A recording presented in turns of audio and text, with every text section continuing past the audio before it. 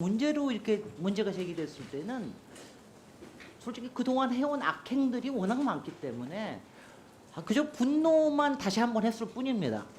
그런데 이제 2년 전에 사법농단이 생겼을 때는 이건 뭐 제 개인적인 건 모르지 모르겠는데 저는 하늘이 무너지는 것 같았습니다. 이거 청천벽력 같고 정말 믿던 도끼에 발등이 찍히는 것 같은 그 정도로 저는 사법농단이라고 하는 거는 굉장히 큰 문제라고 생각이 돼서 이건 분노가 아니라 완전히 절망과 좌절을 했다고 생각을 합니다. 저는 이제 저의 이런 심경이 많은 국민들하고 비슷하리라고 생각이 드는데요. 그런데 그에 비해서 지금 일어나고 있는 지난 2년 동안 쭉 이어지고 있는 과정 자체가 어떻습니까? 지금 앞에서 잘 설명을 하셨지만 검찰에서 징계하라고 그래도 쉬워진다고 해서 안 하고 그 다음에 그 중에서 법원에서는 판결이 나온 게 위헌이지만 이거는 위법은 아니다. 뭐 이런 식으로 판결이 나오고 그러고 나서 얼마 지나고 나니까 이 임성군 변호사 다시 고등법원에 다시 임용이 되고 이런 걸 보면서 도대체 국민이 무슨 생각을 해야 되는지 이게 뭐냐면 이건 용두사미 정도가 아니라 말이죠.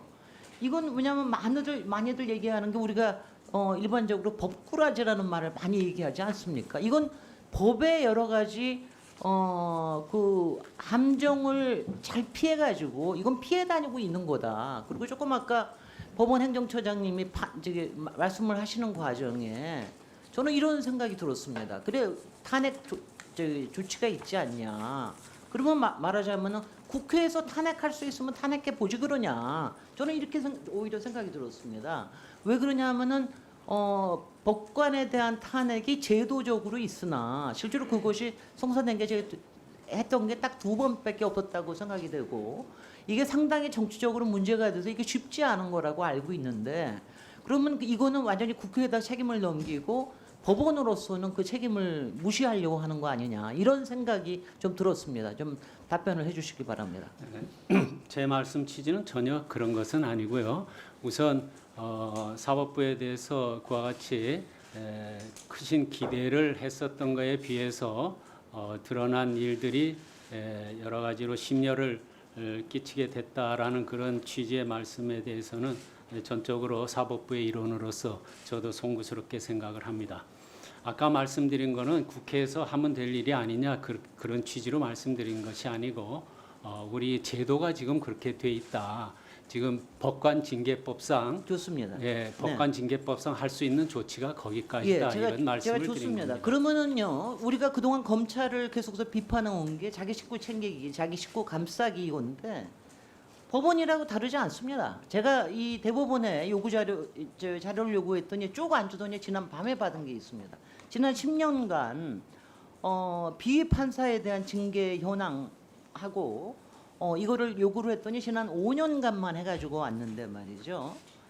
지금 이 비위 개요라는 게 이게 대개 이제 이름은 품위 유지 의무 위반이지만 금품수수, 뭐 사법 행정권 남용 관련 뭐 이런 게 굉장히 많습니다. 근데 여기서 지금 여기에 22개의 사안이 있는데 뭐 그전에 이 안에 안 올라와 있을 건 얼마나 더 많을지 궁금한데요. 여기서 정직은 1년은 딱 2개고 나머지는 되게 감봉 4월 뭐 이런 식입니다. 거기다가 제가 보면 이 성범죄하고 또는 다른 범죄로 해서 형사 처벌이 나고 난 다음에도 지금 재직하고 있는 사람들이 있습니다. 여기에 보면은 벌금 300만 원, 벌금 100만 원 이거 가지고도 아직도 재직하고 있는 사람들이 있습니다.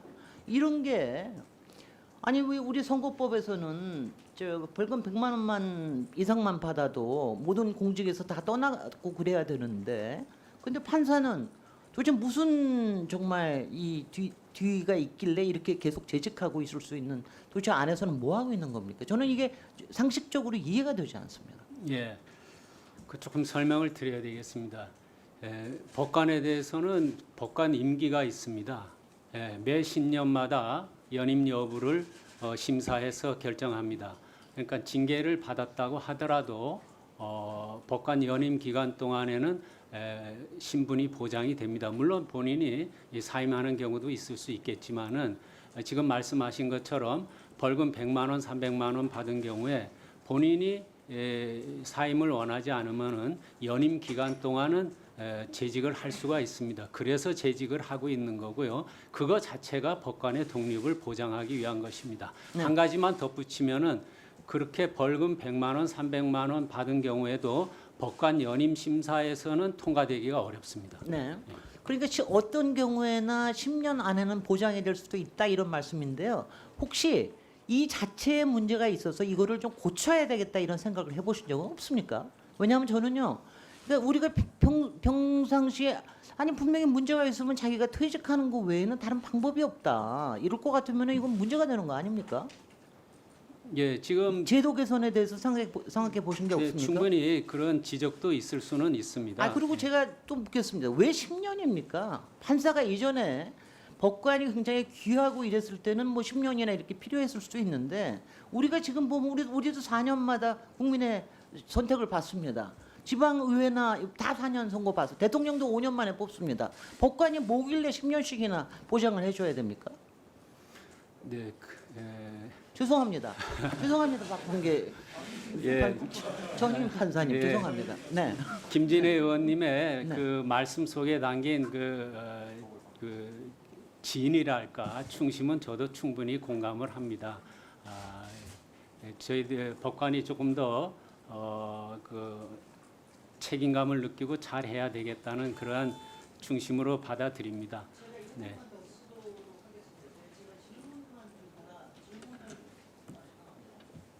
네. 제가 법제처장님께 1분만 그냥 질문만 드려놓을 테니까 나중에 답변하셔도 좋습니다. 추가 발언할 때. 저희가 앞서서 그 자료 요청에 대한 걸 굉장히 많이 얘기를 드렸어요. 그랬더니 이제 거기서 얘기하는 거는 대검이든 법무부든 지금 이제 비공개 규정이라고 하는 부분에 대해서 이게 있다. 그러니까 못 준다. 이렇게 해가지고 지금 이제 보니까는요. 그 내용 중에 보니까 엄청난 것들이 있어요. 근데 그 중에서 보니까 저희가 대검에서 저희가 요청한 게 인권수사자문관 운영에 관한 지침, 인권 감독관 운영에 관한 지침뿐 또 대검찰청 감찰본부 설치 및 운영 규정에 관련된 것뿐만이 아니고요. 이 앞에 성폭력 사건 처리 및 피해자 보호 지원에 관한 지침, 가정폭력 사건 처리 피해 지원에 관한 지침 이런 것까지 비공개로 돼 있어요. 도대체 이게 무슨 일이냐? 왜 이렇게 우리가 보기에는 전혀 얼투 예.